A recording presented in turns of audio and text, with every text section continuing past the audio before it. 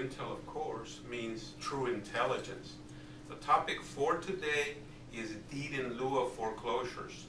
What in fact is a deed in lieu of foreclosure? That is a term that most property owners have never heard of. Across America, we know that foreclosures have skyrocketed. We know that there are tremendous amount of homeowners and investors that are underwater on their mortgages. They owe more on their properties than what their properties are worth. In a lot of instances, we are seeing the banks send the homeowners or property owners or investors letters.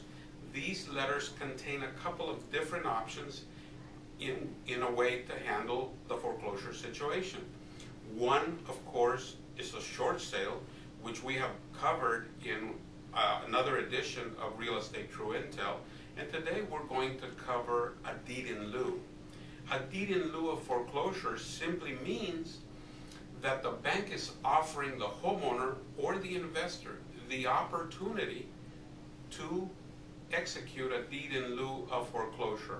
And basically what that means is that the bank or the lender will send the property owner paperwork to fill out so that the deed in lieu can take place. This is where the bank agrees to take back the property and not go after the property owner for a deficiency judgment. Again, this is a voluntary action on the part of the bank or the lender where they agree to take back the property. So basically, you are deeding the property back to the bank or the lender. And this paperwork is all originated by the bank or the lender. They send it to you, you go before a notary public, and then once it gets recorded, then basically if you owed $300,000 on the property and the bank has agreed to take back a deed in lieu, basically your obligation to the bank is finished.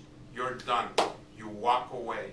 A perfect scenario if you can take advantage of this perfect strategy, because after all, what we cover here in Real Estate True Intel is all of the possible options that you as the consumer, that you as the property owner, and that you as the investor have in dealing with this foreclosure crisis. We deal here in solutions. We deal here in Real Estate True Intel in what works for you and how you can protect yourself. After all, if you owe the bank $10,000, $15,000, $20,000 and you have been less than perfect with your payments, you need to walk away with a measure of dignity. And that measure of dignity comes with a deed in lieu. Again, you must always communicate with your bank to find out what all of your options are. You must always communicate with your bank to find out how they can assist you. And remember, there are nonprofit organizations all across America that can assist you in a foreclosure. We have the 1-800-HOPE number. You can look on the internet and search for nonprofits that will help you in answering a lot of the questions that you may have about foreclosure, about short sales, and about a deed in lieu.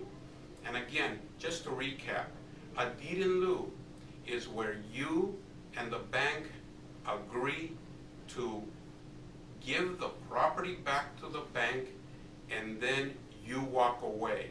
There is no deficiency judgment. They will not come after you for any balances. Basically, the bank is saying, okay, we want to take care of this problem, and the way that we'll do it is you just deed the property back to us, and then this is a perfect ending to a foreclosure problem. This has been another edition of Real Estate True Intel. We'll see you next time.